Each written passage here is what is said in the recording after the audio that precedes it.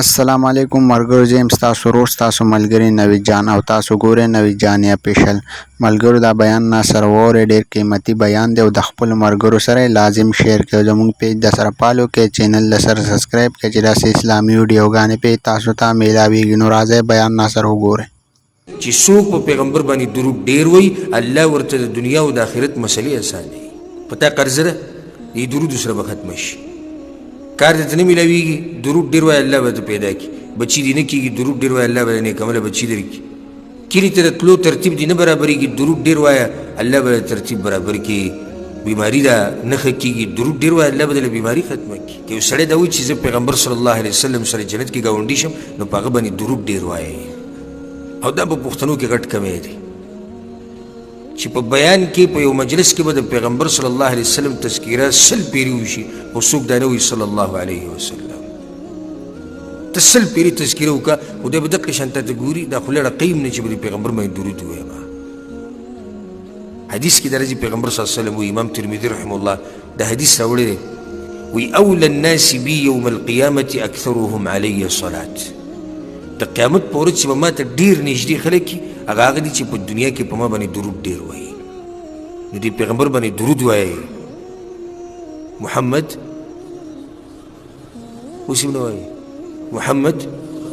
صلی الله علیه وسلم درود وایي دا یو حدیث کې پیغمبر صلی الله علیه وسلم جبریل خیری کړي دي پیغمبر په امین ویلی دی جبریل علیه السلام دا ویلي وی الله دې رسوا او ذلیله کړي هغه سړی او هغه سړی د کامیاب نشي چې د پیغمبر تذکیره د هغه په خوا کې وشي هغه پې درود نه وي پیغمبر صلی الله علیه وسلم وایي امین نو د پیغمبر نوم چې واوري درود ورسره وایي په جنت کې به ورسره بیا ګاونډیان شي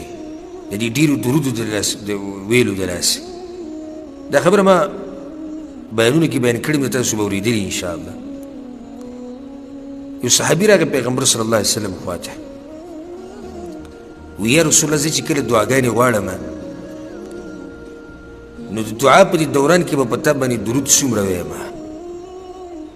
پیغمبر صلی الله علیه وسلم ورته ستا مرضي دی چې څومره وی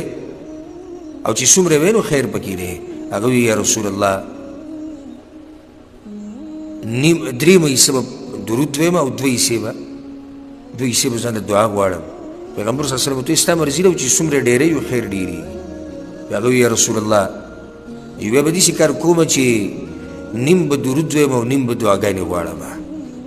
هغه ورته وایي چې ته څه کوې کوه خو چې څومره درود ډېری نو دومره پکې خیر ډېر دی هغه وایي یا رسول الله دوه حصې به درود ویم یوه حصه به دعا غواړم پیغمبر صلی الله علیه وسلم ورته وایي چې څومره ډېری دومره ښه ده هغه وایي یا رسول الله جو بس دعا به د ځان دپاره نه غواړم جو په تا به صرف درود ویم نه صرف به په تا درود ویم پیغمبر صلی الله علیه وسلم ورته ډېره ناشنا خبره وکړه او زموږ د ټولو د ارمان دی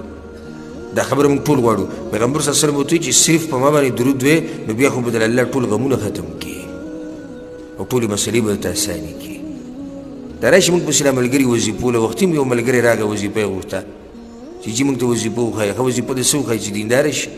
نو اکثر وظیفه دته غواړي چې کار مې برابر شي او پیسې لږې ډېرې شي ریال او ډالر ډېر شي او کور جوړ کړو بنګله جوړ کړو دې پوه لګري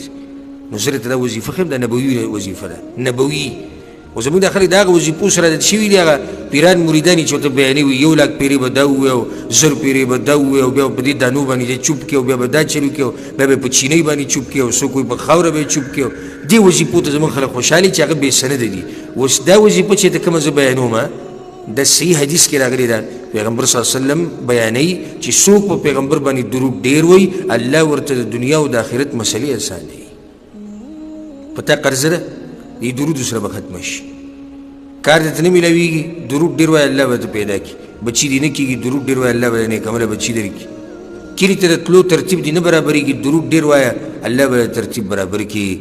بیماري ده نه ښه کېږي درود ډېر وایه الله به دله بیماري ختمه کړي هره مسله په دې درودو سره الله حل کوي